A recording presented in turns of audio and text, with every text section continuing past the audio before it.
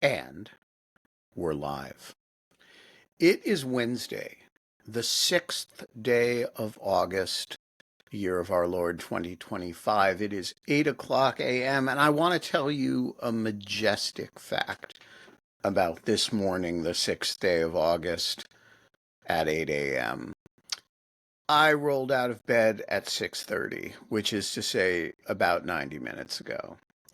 And I sat down on the couch with this here cup of coffee. I did a few chess puzzles, and I texted my normal morning greetings to a few people. And we live in a great age, people, because in the 90 minutes between then and now, I texted with people in uh, three countries: um, Canada, Ukraine, um, and the United States. Um, I and one person who was at 40,000 feet over somewhere. I texted with somebody literally in a labor and delivery room. Um, and all of that was before 8 o'clock in the morning. Uh, without straining myself to do so, um, without trying to break any world records of connectivity. And I think about this even within my adult lifetime, when I graduated from college and when I was even um, the age of Nastya, with whom was the Ukrainian with whom I was texting. Um, I didn't have an email address. I had had one in college because, you know, I was on a university campus and we had things like Usenet and command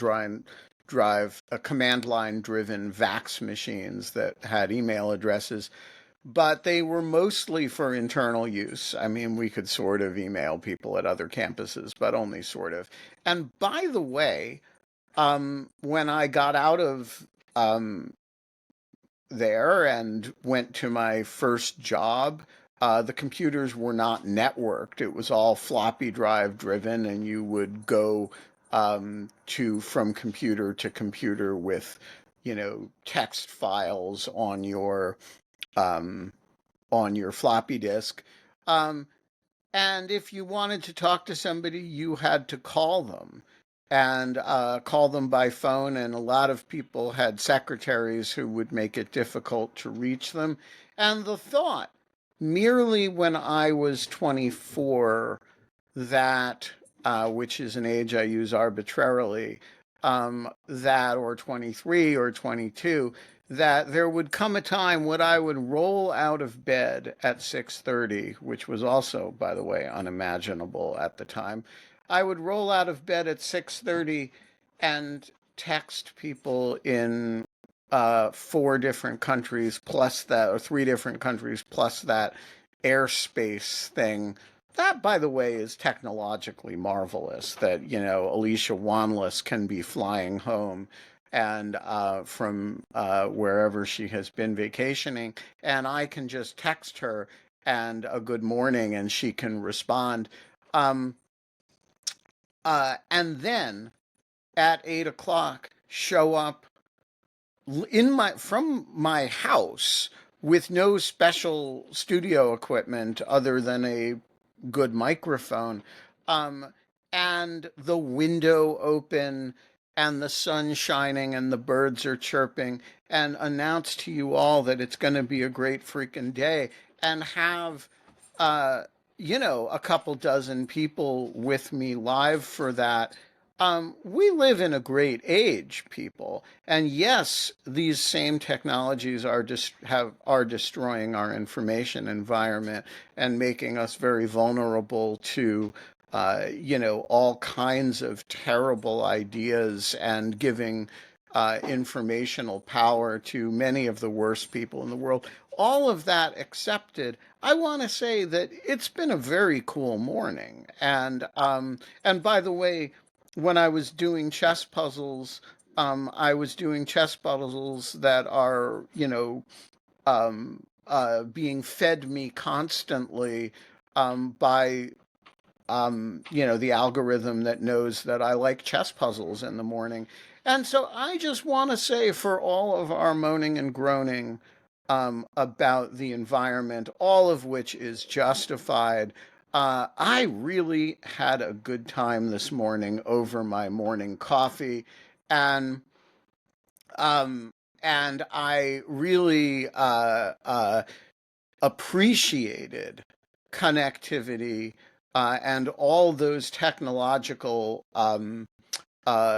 bits of uh, marvel that cause us angst and agitas in other regions of life today. All of which is a way of saying, actually, I lied before when I said the sun is shining. The sun is not shining, and that is a good thing. It is um, gray and cool outside, such that I can have my windows open. And it is, the birds are chirping. It's gonna be a great freaking day. Cleo the dog woke up this morning and looked around and then went back to sleep, which suggests that she got enough exercise yesterday, which is a an excellent thing. The Greek chorus is going off on a one-upsmanship t- uh, uh, pattern. I don't know, a, a, a, a bevy of one-upsmanship on who started using computers with the most primitive technology, and uh, it's going to be a great frickin' day. And part of the great frickin' day is going to be all of those technologies that um, we pretend to hate and do hate in a lot of other contexts, but allow us in the first 90 minutes of the day to hang out with friends on an individual basis and then hang out with friends on Dog Shirt TV, all of which is a long winded, and one might say an 8-minute long winded way of saying uh, that we're not allowed to have fun anymore, but we are allowed to see the benefits and the curses of the technology that is ruining society. Um, and you are. The cactus is not here today. Lady Mrs. Cactus is somewhere on her way from, is it Riga or is it Guangzhou? Um, and it's going to be a great day. And you are watching Dog Shirt TV, and it is a revolution in morning television. And one of the revolutionary features is that, when Eve Gaumond is a guest or a co host on the show, um, and she doesn't show up on time, I have total confidence that she's going to be here, not least because she is texting me using those same magical technologies that I am now using. And there she is, using those same magical technologies that I am both praising and criticizing while I'm using another one to talk to you. That is one of the revolutionary features of the show. And another revolutionary feature of the show is that, as with other things, you can invoke Evgamond's name and thereby summon her, and she arrives like Minna yesterday, uh, in a kind of whiteout vision of like heaven, um, the light streaming in across the perfectly ermine white bedspread and table, and it looks like a set, but it is merely a slumlording paradise. Uh, Ev, welcome to the show. Are you drinking scotch at this hour? Sure, of course. It's 8 a.m., but yeah. No, it's tea. It's tea. I think you should go with the scotch. I think drinking scotch in at 8 a.m. in the morning um, is actually sounds horrible. But is it would cultivate your image as a scary, dangerous, reckless person. How are you this morning? Pretty good. How about you? I am superb. Superb. Wow. I am superb. Uh, Did I miss anything during the monologue that I. well, the only thing you missed during the monologue was that I had an excellent technology morning in Oh, I the. didn't. This goddamn app is constantly need a update. Oh, that's okay. I had an excellent technology morning. I'm sorry you did not, because I woke up at 8:30 at 6:30 in the morning, and by 8, I had communicated with people in 3 different countries, one of whom is literally in a labor and delivery room, and one of whom is flying over um, the maritime provinces as we speak, and one of whom is in a war zone. I had and then I ended up by 8 o'clock in the morning. I was talking to 27 of my closest friends, which will then be heard or watched by 2,500 of my closest friends um, within a few days. And so I'm feeling, uh, and I was noting that when I was your age, I had only just gotten my first real email account at work. Um, and I was relatively early in the email thing. And so I am feeling all warm and fuzzy about technology, communications technology, even acknowledging that it is all destroying the world, and that, when the AIs and the robots take over and we become their slaves, it will be because they can text us at 8 in the morning and take over our brains. So that's what I was feeling. Tell us about your bad technology morning. Well, I wouldn't say it was a bad technology morning. I would just simply say that Riverside, for all its miracles and glory, as also this unfortunate habit of asking me to update the app every time I want to log on. Um, and good thing though, the updates are always pretty quick. Um, but I don't really understand why they need so many updates. I guess cybersecurity, but I've already discussed at length here. I think that my um, cybersecurity uh, is for others. I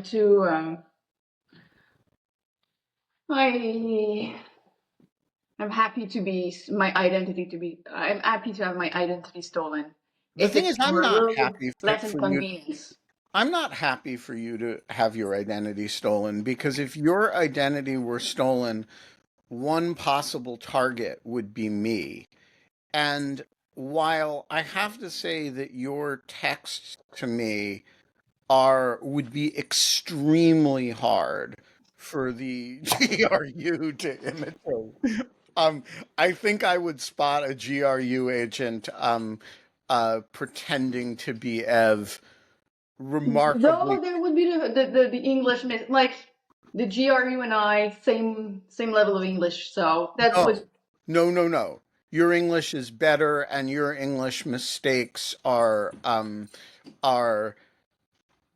and Russian English mistakes are different. For Yeah. example, you don't leave out you don't leave out The wrong definite character in the articles, system. right? There's the whole like Cyrillic. French English is distinct from Russian inflected English. But more to the point, this is something that you all don't know about Ev, which is that when Ev and I text, it is seldom recognizably in either English or French. It is normally in a language that we call Inanities, and they are.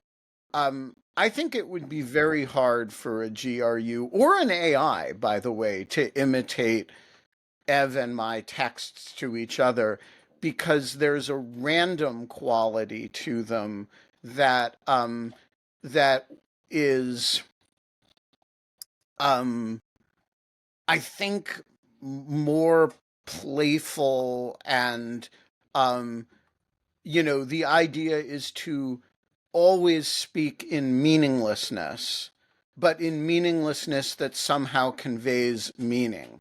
And uh Cleo, drop it. No, don't eat that shoe, please. I'm going to throw something at you to get you to stop. I'm going to throw a whole dog bed at you to get you to stop eating the shoe. There I you was go. about to remark how polite you were with the dog until you decided that, like, George Bush him. Well, but the dog, I always try to be polite. But the eventually, as with Trump's experience with Putin, you try to be nice, but then eventually the only language she understands is violence. And so you have to, hey, you, which part of stay off, excuse me for a moment, which part of stay off of that shoe were you having trouble with? All right. Um, so, The silence. No, that's super. Like, I feel like seeing how people interact with their dog shows and tells so much about someone. Well, I guess that you probably used to like not behave like a complete idiot on screen and just like start screaming at her like the spot, but still the way you react says a bit about you, I think. So I yeah, wouldn't talk over you screaming all over at your dog. no, I think that the first of all, rational negotiation with dogs is an important thing. That, how are they supposed to learn human rationality if we don't uh, uh, elevate the dog conversation? And so I think, it is important. But I also think, in this case, Tammy's shoe really did need to be saved from the dog. Uh, anyway, where were we? Oh, Uh, inanities. yeah. Yeah, so here's the thing. Um, when you and I communicate by text, it is almost always in this language that is um, uh, designed to convey meaning through meaninglessness. Um, And I think that would be very hard. First of all, I think it would be very hard to decode if you were, say, let's say you had penetrated Ev's phone and you were observing it. Would the GRU be able to figure out what we're talking about? And I think the answer to that is probably not. Not because it is so deeply coded, but because it is um, which parts of it are true meaninglessness and which parts of it are meaninglessness that convey meaning is actually uh, something that developed over several years of corresponding daily, um, and has, when the way two people communicate with each other is very hard to replicate with others. Even to the point that we talk completely differently to each other if there's a third person. So we have some text threads with others, and we don't communicate in inanities when, say, Alicia is on. Uh, um, and so I think it would be. I think I know what you sound like very precisely, and GRU imitating Ev would not be hard at all for me to decode, whereas it would be much harder, say, with somebody with whom I might have a very extensive correspondence, but it's a professional correspondence, or um, it's less it's less studiedly designed than ours. Yeah, and I think that we share a passion for words in a way. So we have this thing of like renaming, like finding funny original names for new things or for people.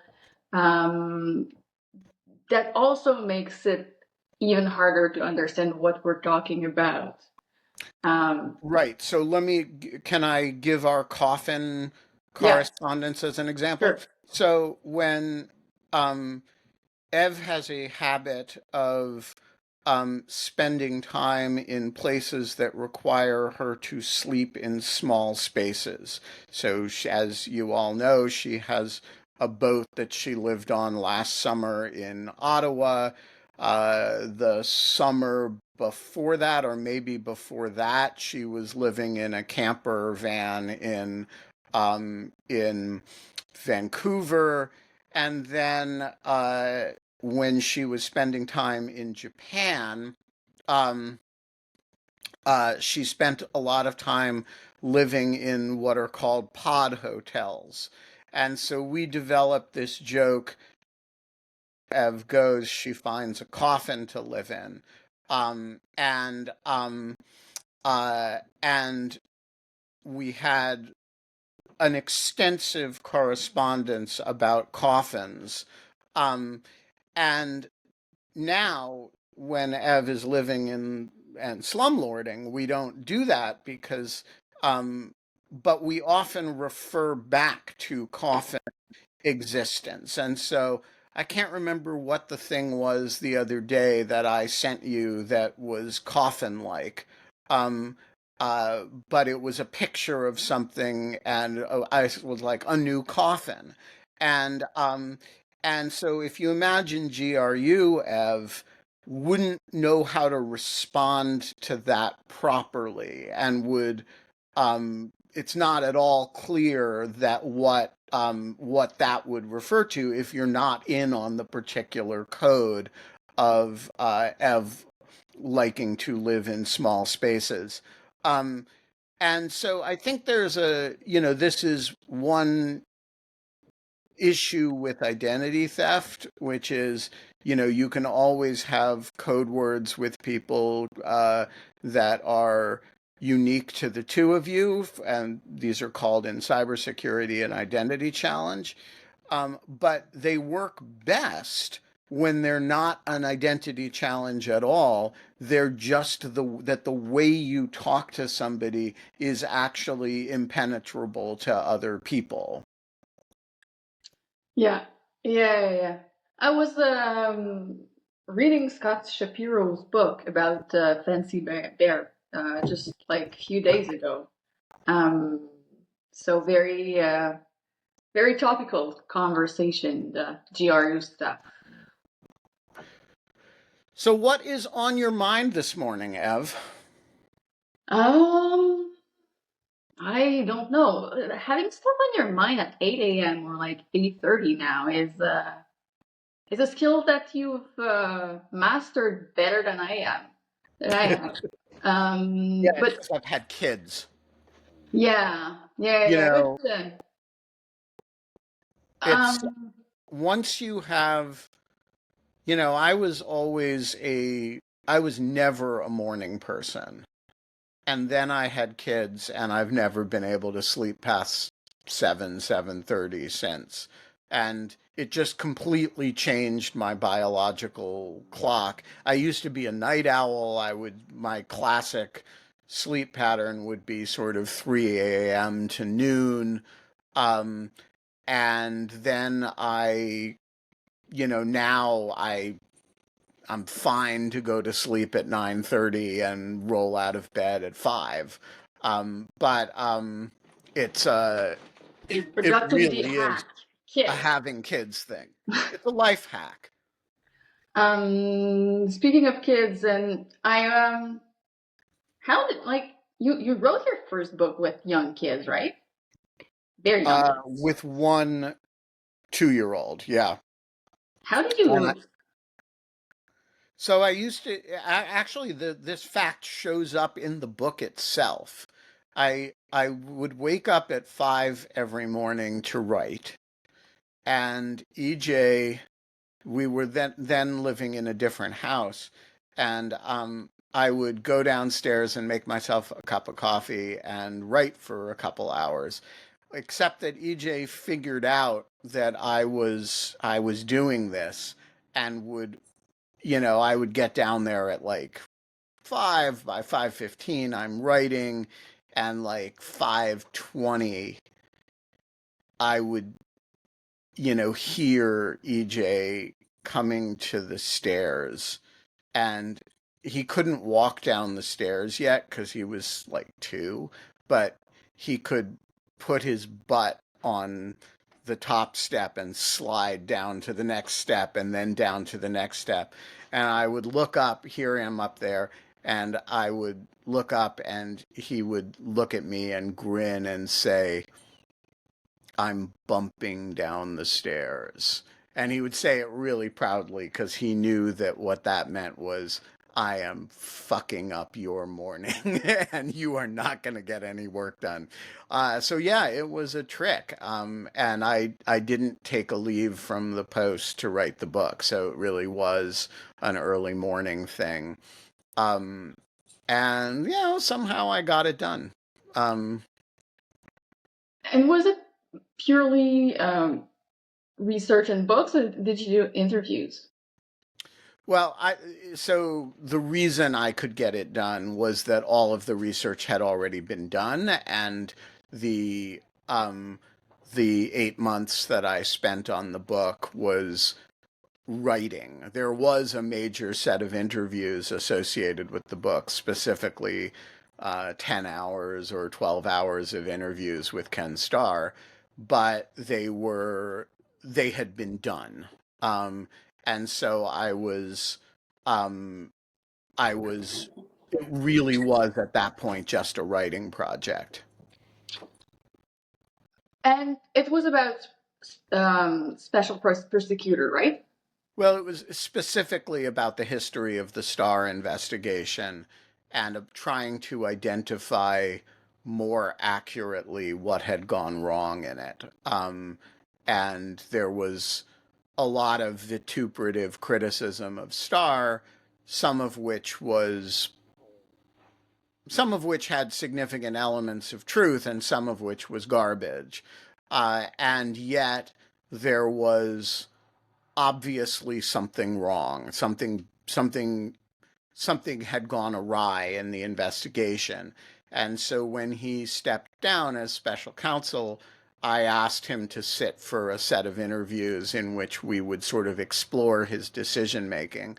And he agreed to do that and did it and was very cooperative. And I was, I spent the idea was to try to reconstruct his thinking and to figure out what was correct and what was incorrect in the criticisms of him, and the and I think I genuinely came up with something that was wholly original, and may have been in retrospect too generous to him, but I still think captures the essence of the thing. It's actually a work that I'm quite proud of. Um, and and but the work had been done, like, I had written it as an article, which I can't remember. I think it was published in the New Republic, and the Yale University Press responded by asking me to expand it into a book, which I did, and that was my first book. And so it was a it was a great book to write with a baby, because it was um, because it required zero travel. It required, as long as I could get a couple hours a day to write, everything else was doable. And writing in an organized way is something that I'm very good at, whether it's, producing Dog Shirt Daily every day, or writing my column 3 times a week, or, you know, writing 1,000 words a day for a book. And, you really can, if you know what you're doing and you know how to do it, you really can write in a very organized fashion, as long as you don't also have to do research at the same time. Like, what is really hard is, if you have an idea, but the idea needs to be developed, which that is always going to happen in fits and starts, the intellectual development of an idea. This is often what people call writer's block, is not actually the inability to write. It's that you haven't thought through your idea well, or well enough. So you're not really ready to write it. And people confuse the process of writing with the process of thinking. But if you actually ask them to talk through what they're trying to say, they can't talk it through either. And that's because the problem is at the ideational phase, not at the writing phase. And so I usually, like with a book, when my process works well, I don't write a word until I'm ready to write the whole thing. And so I will seem very unproductive, and then I will vomit out, you know, the whole thing in a very short period of time. And a lot of people look at that and think it's weird. I think it's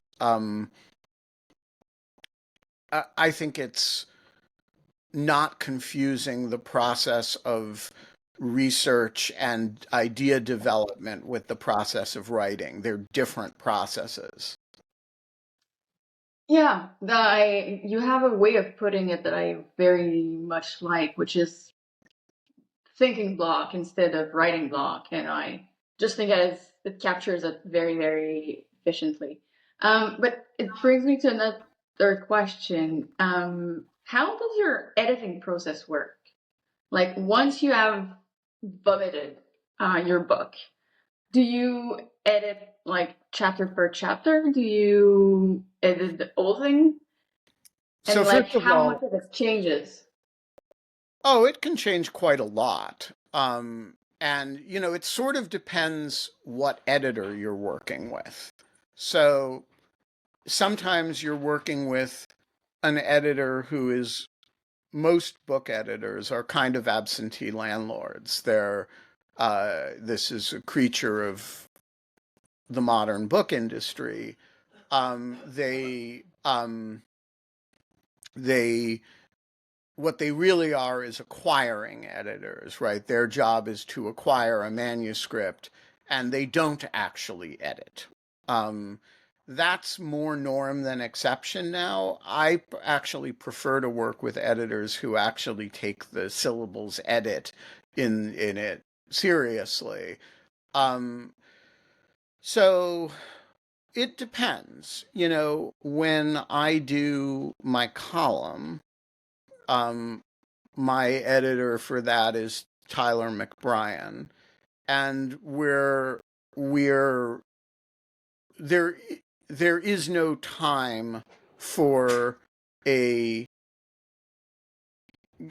a conceptual edit on one of those columns. So my job is to not write a column that's not going to work.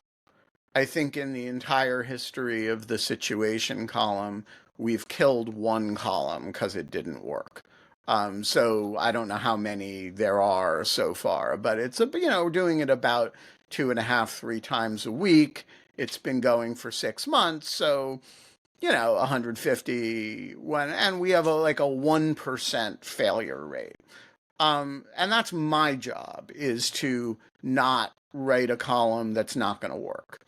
Um, so in that case, the job of the editor is to line edit and to pick up mistakes, to, you know, in the case of a book, so one question depends. Many of my books are co-authored, and so sometimes um, the person you're working with has um, a different relationship with the editor than you do. So some editors are going to be more conceptually involved than others. There's also a degree of complexity that is, um, not present for a column or even for a long article. And so, it's going to vary a lot. I've had books that I've read that hardly a word has changed. And I've had books that I've written that editors demanded quite a bit. And I think that's appropriate. Um, I have no idea what the dog is ripping apart right now. Want to go see? Yeah, I think I'm gonna let you talk. Oh, it's a yogurt container. Oh, I think I'm gonna let her have the yogurt container. sure. Um, so yeah, look, I don't think that there's not a right answer to this question, but I do think that people don't pay enough attention to the relationship between short-term writing and long-term writing. So one of the ways you develop ideational density of the type that you can write a book with is by writing regularly over time on the same thematic material, right? So will I eventually write a book that draws substantially on a lot of the thought in the situation column? Absolutely. Am I self-consciously writing a book while I work on the situation? No. But do I know that it will eventually head in that direction because there's a set of themes that I'm working with? And, other people do that in the form of taking notes. I do it in the form of, because I like, frankly, double billing, and not so much in a financial sense, but why publish once what I could publish 5 times? And to the reader, they're often not related pieces of work, but in my mind, they are. And so that's, I guess, the answer to this. How did we get on my writing process as like one of the least interesting subjects? No, well, no, stop that. It's super interesting. We came through it because we were talking about waking up at 5 in the morning. Oh yeah, because and I have to say, when you and I do shows, one of the interesting things about our uh, dynamic is that the shows are almost always one of us interviewing the other. Um, Yeah, yeah, yeah. which Well, it's not true of the other co-hosts, that and we don't usually know what we're going to be talking about when we start. no, you texted me if I had a giant agenda item this morning, and I didn't. Just like following the conversation, um, So I which will say something. Something else, since the estimable Richard Wattenbarger is talking in the chat about his dissertation defense, one of the reasons people have so much trouble writing dissertations is that they often do not flow from some other body of work, right? You show up in graduate school and they're like, now you write a dissertation. And that means you're writing a dissertation, you have to do an original piece of work and write a book length work on it. And that is not the way good books tend to generate. Oh well, like Um, there's so many issues with the dissertation processes. Uh, it's also like it's not how good books are created, but good books don't have literature review either, and they're not like right. they have you have all of these necessary components that have to be there, and like really like will to live issues. Like nobody wants to read a literature review. Of course, it needs to be done.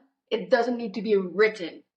Like the thing Right. that you're describing, you can walk through it, like think about it and conceptualize it, doing it, reading it, taking notes, writing like book reviews and stuff. These are all of like double billing. That there are ways, but you're highly disincentivized to do all of this stuff. You're highly disincentivized to like get your work in the world, just like as a way of uh, nurturing your thinking process. And you have deadlines like, oh, okay, 3 months after you're in the program, you need to have your idea fleshed out.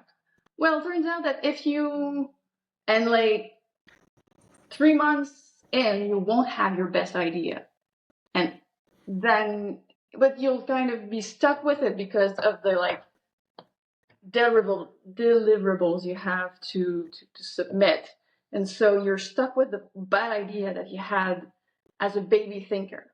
And no, I think that the whole PhD thing is designed to produce terrible books. And those who are able to make great books out of their dissertation are just like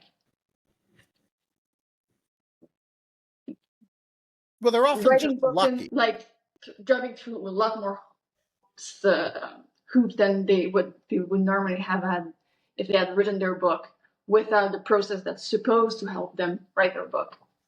Yeah, so like one of the there's this idea that books spring out of your head like sort of Athena from the head of Zeus, sort of full grown and already wearing their armor, right? And leave aside that how Athena fit into the head of Zeus is never really explained. I like this is true of a very small number of books, right? That if you actually talk to a book author about where a given book came from, okay, fiction tends to develop that way, right? So somebody has an idea for a character, somebody has a um, that sort of thing. But most good nonfiction comes from a generative process of working with material on smaller stuff. And if you excise that process from the dissertation, which is what dissertations do almost by definition, um, you actually are doing something very mischievous to the process of the relationship between long work and short work. And so one of the things that, I try to do with lawfare is encourage people do densities of writing in a particular area on lawfare, um, because you'll develop that body of work into something. Now, maybe it's a book, maybe it's not, but I also have people draft books in the form of lawfare articles. So, um, the most So often this is not public, but sometimes it's quite public. So Matt Waxman, the great Columbia uh, national security law scholar slash historian, has been working on a book for a number of years about the history of constitutional war powers. And he's learned all kinds of stuff in the course of um, working, researching this book, including like stuff like, the relationship between bat guano on certain Pacific islands and US war powers, which is not a trivial relationship, as it turns out. And so we had this series going for a while. I think I even did a podcast with this as the title, which was Shit Matt Learned While Working on His Book. And, you know, um, like spinning stuff off is often the way we think about that, but it's also the other side is also true. You go down these rabbit holes, you look at these things, and then you develop ideas out of them. And people are often too quick to want to write a book, and they're not focused enough on the building blocks of the book. They want to have a big idea about something, and then write a book about the big idea. And yeah, okay, that works if you're like Kant. Like, This famous the guy famously learned how to write clearly and well early on in the exactly, process. right. I mean, look, there are people who've done it, right? I don't think, Max Weber seemed to have had Other a, guy that a writes very. actually Weber is pretty. I'm actually like I am into economy and society. Well, it's very organized, Yeah, sure, but it's it's a not like long list Kant. of lists. Yeah, okay. There are people who just have big ideas. There are not that many of them, right? And most people, and by the way, I proudly include myself in this, most people don't have big ideas. We have small ideas. We have small questions that we can research and get the answers to. And occasionally, if you have enough good small ideas, um, you can assemble them into a medium sized idea. And if you take a bunch of those medium sized ideas over time, you can develop a big ish idea. And I don't know why there is so much pressure to have big ideas, which, by the way, often translate into bad ideas, right? So think about Amy Chua at the Yale Law School, where Yeah, there yeah. is the Desire cult, Mom? the center, the world center of the cult of the big idea is the Yale Law School.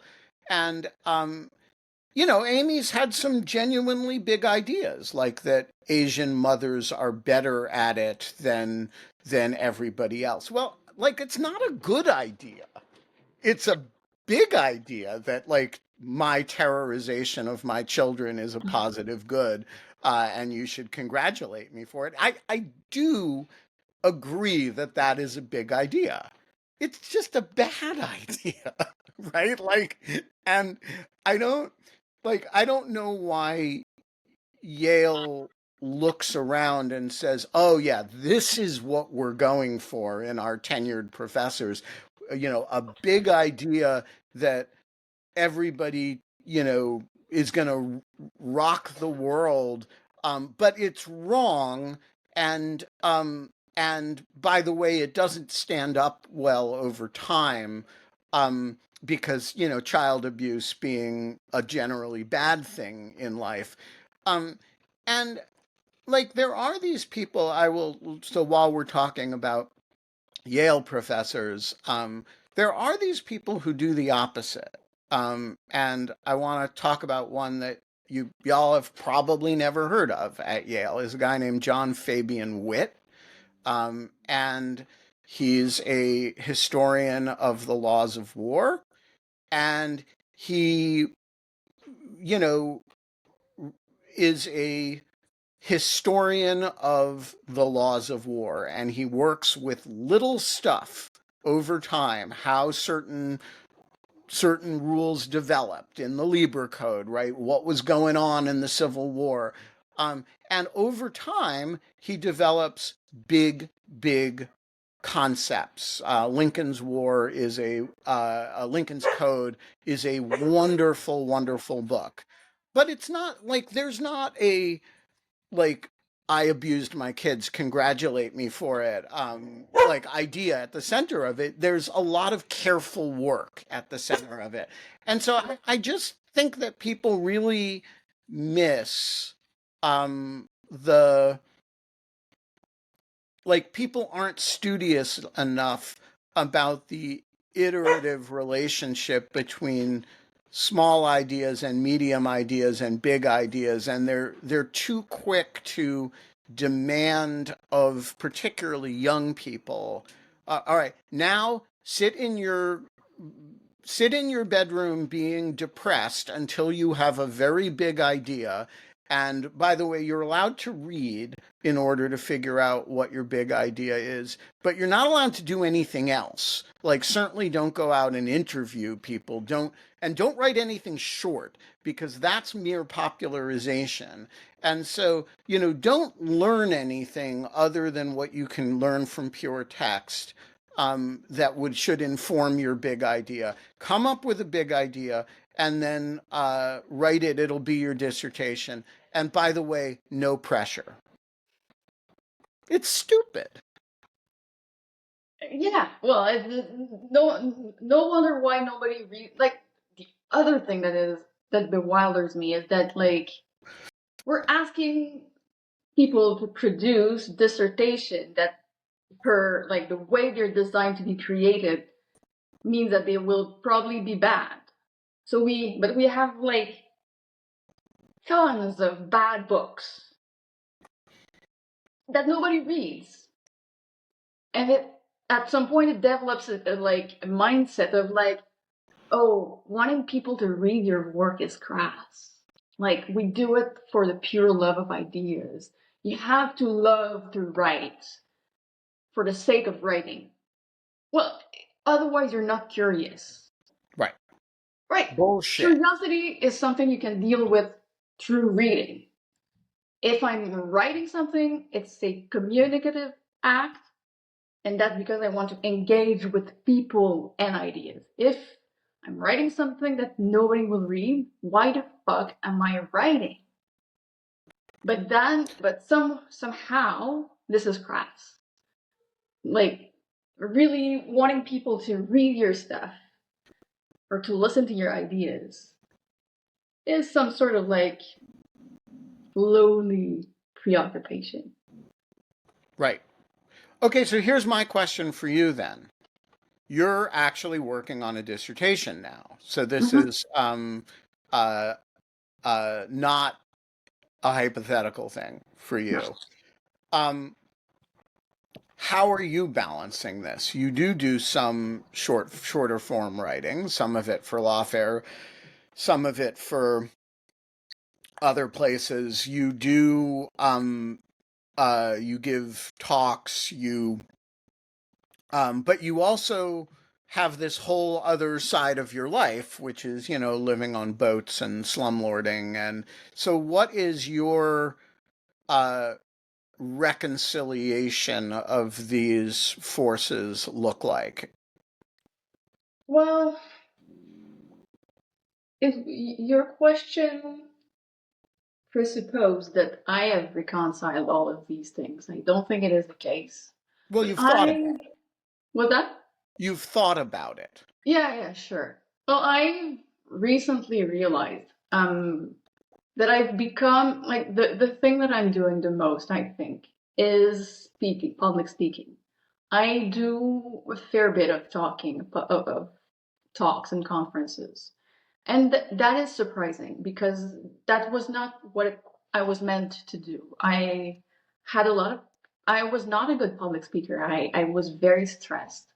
I was shaking. I was terrible. At some point, someone told me, like, I don't get it. Like, you're smart, you're you're you have good ideas, you're good with words. I don't know, like, if you weren't so awkward, you could be good. Ouch. No, every time I talk about this, people are like, "Wow, that's so rude," but it actually, No, it's actually a great thing to say. yeah, It, yeah, yeah, I and mean, it just I'm sure you didn't enjoy hearing it at the time, but I'm also sure it made an impression. no, no, actually, I wanted, I mean, I'm not an idiot. I was aware that I was awkward. So, like, that finally someone had the courage to say it. But, like, okay, now it's said, what are we doing to move forward? Like, we're not pretending that, no, no, you're all right. No, I'm not. That said, that's okay, good. And in the course of a few months, I dealt with that problem. I'm not. I'm still not a natural. Well, I've been told that I was a natural, but it's not. I'm a fraud. I'm a fake natural. But that's the thing that I do best now. That I do most now, and I don't write as much as I used to. And I was really more of a writing person before, and I just lost interest in writing. Um, So how does af- that work with the dissertation? with that, how does that work with the dissertation? But it also, like, if you come back, I was passionate about writing. I love the craft of putting words on the paper and finding the right words, and like, so it's something that deep down I still have this, uh, like, almost like veneration of writing. I've always so this is still like a great book that I'm proud of, and I think will be something I will forever be prouder than just a talk, because a talk is, by definition, more engaging but also less substantive. So I truly believe that writing a good book is something that is really, um, that has a bigger impact on yourself. So it's something I care about, I want to do, so it carries me forward. How so I want to write a book, and I am aware that doing a dissertation makes it easier in some ways, financially speaking. Um, it gives you the right to do it. Otherwise, like, you have, like, writing a book as a PhD student or candidate, um, you're given time to do it. You're given money to do it. It's the one room for one's own. It gives you, like, what Virginia Woolf says it is required to write. So that's how I keep on doing the PhD, because I think that it gives me the material conditions to do something that I truly want to do. And how effective have you been at actually writing, or are you not yet at the writing stage? I'm not effective at writing at all. I'm actually, and the thing, but I try to keep a discipline of writing. I try to not lose the touch of writing, but I generally write on other topics. So I have a stream of line of work that is more like disinformation, election law in Canada, and this is something I have been working for a longer period, so that, like, it's very thought out, so the writing comes easily, or easy, more easily, let's say. See? The fully developed idea, the writing comes easily. Yeah. The less developed idea, you get what people think is writer's block. So yeah, that's like, this is how I keep on writing, through writing stuff on that topic that comes, in a, like, is it as difficult to write? so that I don't wake up when I'm ready to write the dissertation and like, oh no, I don't know how to write. I kind of remind myself that writing is something I can do, I know how to do, and if writing doesn't happen, it's not because I don't know how to do it. It's just because X, Y, and Z or other reason. We are going to leave it there. Ev Gaumond, in I think we're going to call this the Pearly Gate Studio. It's good to see your face, folks. We're going to be back tomorrow, and and I have no idea who the host is going to be. I have no idea who the guests are going to be. Ev pointed out to me yesterday that we seem to have no guests lined up for August. I have Um, one in the making. but one is in the making. And we are going to, uh, maybe we'll be back and we'll be talking gauges with John Hawkinson and totalitarianism with Carol. And maybe we'll be back and this guy will be the guest. You never know, but I'll be there and you'll be there and maybe somebody else will be there.